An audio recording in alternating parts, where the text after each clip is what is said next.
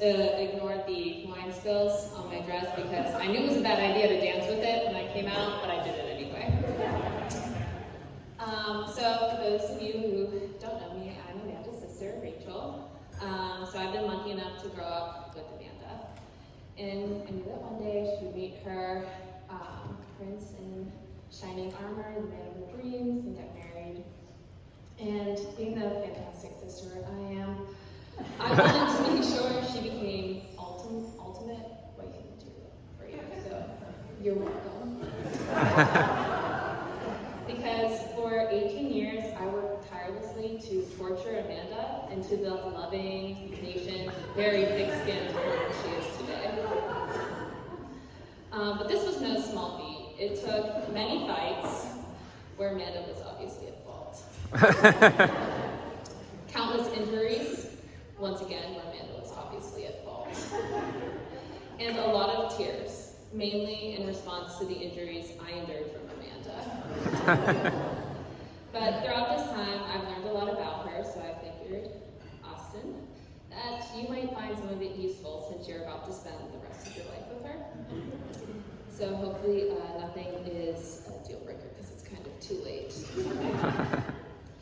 So for starters, when Amanda says she is tired, it's already too late. There's no point getting her to bed. She's going to sleep like right then and there.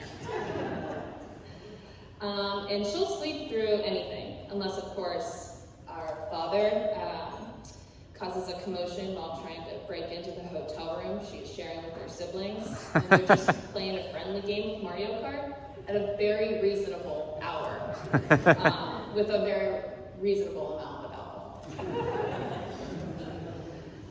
And with that being said, she will also check the doors every single night to make sure they are locked. And this is not because of our intrusive father, but because my mother told her that if she didn't, then an axe murderer would break in and kill her. And my mom wanted me to add a little bit more context to that, but in the interest of time, I'm not going to. Each morning, you need to let Amanda allocate the first 30 minutes of her day to looking at memes. This may seem odd, but we solely communicate through memes, and we have a lot to say, so she needs to stock up.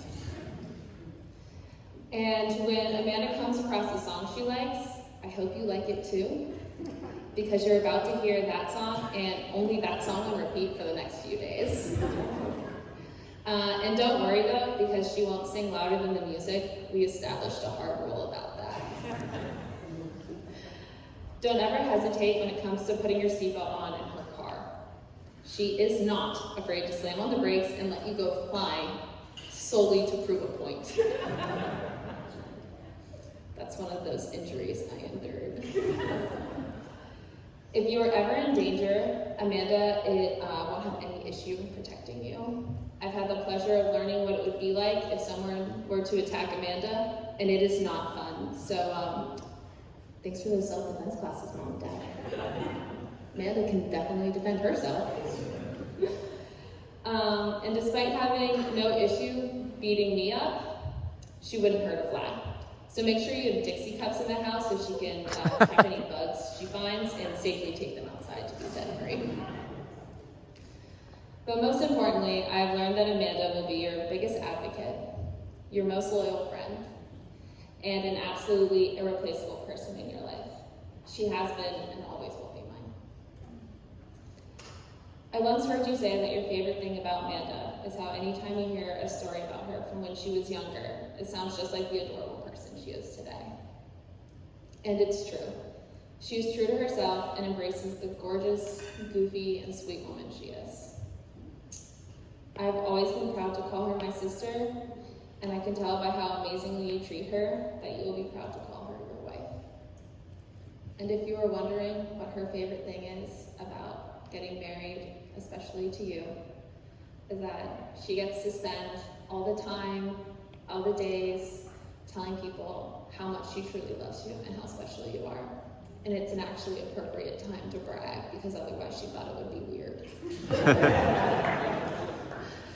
So, if you all will join me in raising a glass to Amanda and Austin. Woo!